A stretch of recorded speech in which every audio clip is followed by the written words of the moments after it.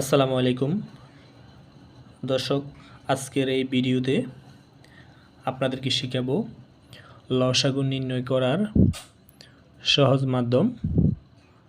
তো চলুন ভিডিওটি শুরু করা যাক। একটি উদাহরণের মাধ্যমে আপনাদেরকে বুঝিয়ে দিচ্ছি লসাগু নির্ণয় করার সহজ উপায়। লসাগু মানে হচ্ছে লঘিষ্ঠ সাধারণ গুণিতক। লঘিষ্ঠ মানে হলো ছোট সাধারণ গুণিতক।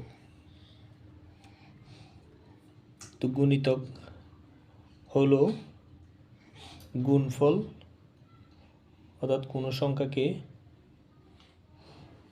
অন্য কোনো সংখ্যা দ্বারা গুণ করাটাই হলো যে গুণফলটা পাওয়া যাবে সেই গুণফলটাকে প্রথম সংখ্যার গুণিতক বলে।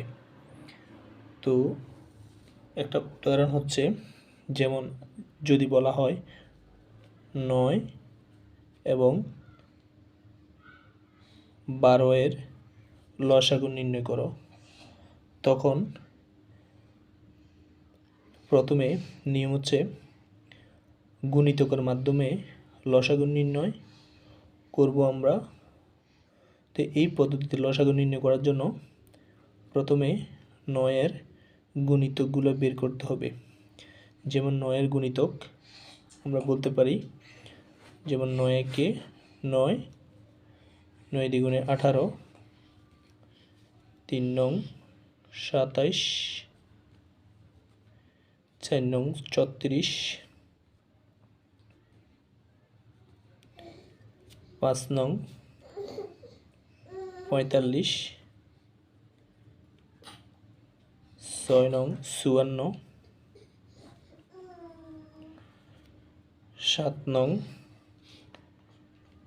63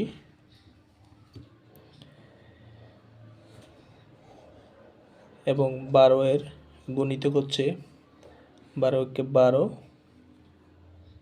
12 দুগুণে 24, 3 12 34, 4 12 48, 5 12 60, 6 12 72। এ হলো 12 এর গুণিতক। আমরা আরও গুণিতক নির্ণয় করতে পারি, কিন্তু কি কারণে করি নাই, এর কারণ হচ্ছে লঘিষ্ঠ লসাগু মানে হচ্ছে, আমরা তো লসাগু নির্ণয় করব, তো লসাগু মানে হচ্ছে লঘিষ্ঠ সাধারণ গুণিতক। সবচেয়ে ছোট, লঘিষ্ঠ মানে হলো ছোট, সবচেয়ে ছোট সাধারণ গুণিতকটাই হচ্ছে নির্ণয় লসাগু।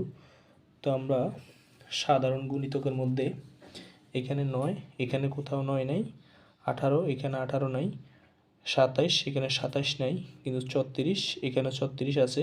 তার মানে এটি হলো একটি সাধারণ গুণিতক। তো সাধারণ গুণিতক এছাড়াও সাধারণ গুণিতক এখানে আর নেই। তো যেহেতু আমরা সবচেয়ে ছোট সাধারণ গুণিতক পেয়ে গেছি, এটি হলো নির্ণয় লসাগু, সেজন্য আর গুণিতক বের করি নাই। তো সেজন্য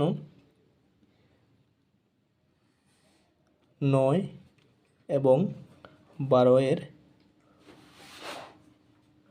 লসাগু হচ্ছে 34, অর্থাৎ 9 এবং 12 এর লসাগু হলো 34, কারণ 34 হলো সবচেয়ে ছোট সাধারণ গুণিতক। এই দুইটা সংখ্যার গুণিতকের মধ্যে সবচেয়ে ছোট সাধারণ গুণিতক হচ্ছে 34। সাধারণ মানে হলো যে গুণিতকটা উভয় সংখ্যার মধ্যে আছে সেটি হলো সাধারণ গুণিতক। তো দর্শক, এ হলো লসাগু নির্ণয়। 9 এবং 12 এর লসাগু হলো 34। এভাবে যে কোনো সংখ্যার লসাগু আপনারা খুব সহজেই নির্ণয় করতে পারেন। তো আজ এই পর্যন্তই। আসসালামু আলাইকুম।